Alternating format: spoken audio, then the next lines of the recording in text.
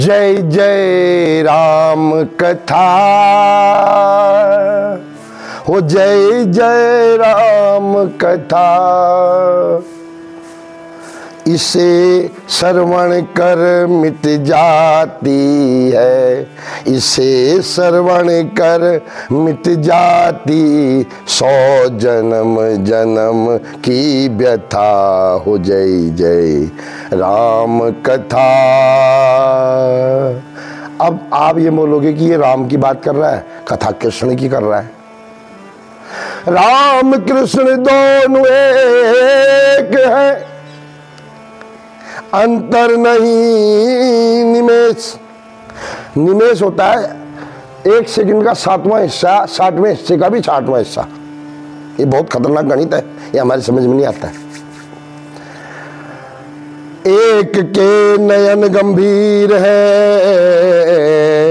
दूसरे के चपल विशेष। हनुमान जी जिंदा है आज भी। क्यों? क्योंकि वो कथा सुन चुके हैं, सुनते आ रहे हैं और सुनने की इच्छा ही मन में जगा रहे हैं। देखो, had, is and will be. देखो अंग्रेजी में बता रहा हूं ताकि किसी को डाउट ना हो। पढ़े लिखे लोग डाउट करते हैं बहुत ज्यादा अध्यात्म में। वो बोलते हैं भैया ये अध्यात्म में, ये कथाओं से विकास नहीं होता है। भाई साहब, मेरा विकास ही कथाओं से हुआ। और बोलो, अब मैं छोटी मोटी कथा की बात नहीं कर रहा हूं आज। टुडे आई एम डिस्कसिंग, जब भगवान श्री कृष्ण मथुरा से उज्जैन गए थे महाकाल का दर्शन करने, और वहीं एक संदीपनी गुरु के आश्रम में रुके थे। उन्होंने भगवान को 2 बातें बताई थी। पहली बात, हाउ टू लिव लाइफ, जीवन कैसे जीना चाहिए और कैसे मरना चाहिए। और सुनो, आप लोग मरने की बात में चकित हो रहे होंगे। आप वीडियो देखना, भगवान श्री कृष्ण भी चकित हो गए थे। बोला, और मरने की कला, ये कौन सी कला है भाई, ये तो मैं पहली बार सुन रहा हूं। जबकि भगवान सब जानते थे, द गॉड नोज एवरीथिंग। फिर भी जानने के बावजूद भी ही इज गेटिंग सरप्राइज कि व्हाट माय गुरु सेज, मरने की कला व्हाट क्या है। तो गुरु जी ने बोला, सुनो मैं बताता हूं। गुरु जी को भी पता था ये कन्हैया जो है दुनिया की भलाई के लिए ऐसे विस्मय आदि बोधक शब्द यूज कर रहे हैं, ये सब जानते हैं। इन्हीं की कृपा से तो मैं बोल रहा हूं, ये शांतिपनी गुरु बोल रहे हैं। आहा, अब क्या हुआ, उन्होंने योग की शिक्षा दी। उन्होंने बोला, आदमी को जो बात वहां हुई वो बड़ी कठिन है, उसको मैंने सीखा रात भर कल, और उसको मैं आज प्रसारण कर रहा हूं।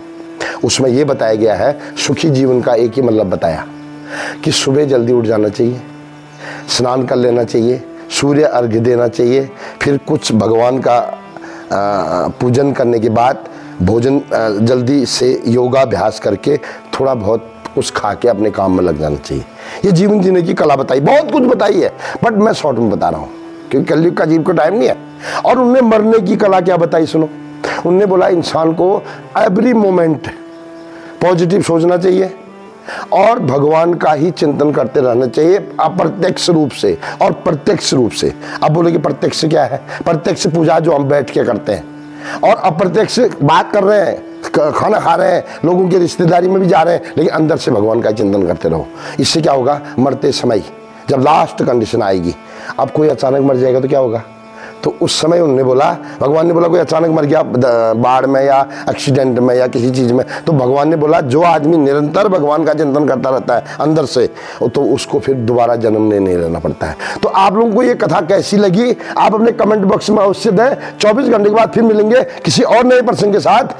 तब तक बने रहे मेरे साथ, कुछ होगी नई बात, और आपका जरूर चाहिए मुझे साथ, क्योंकि जब तक मैं जिंदा हूं आपका चाहिए साथ, तभी तो होगी एक नई बात। राधे राधे। जय श्री कृष्ण, जय श्री कृष्ण, जय श्री कृष्ण।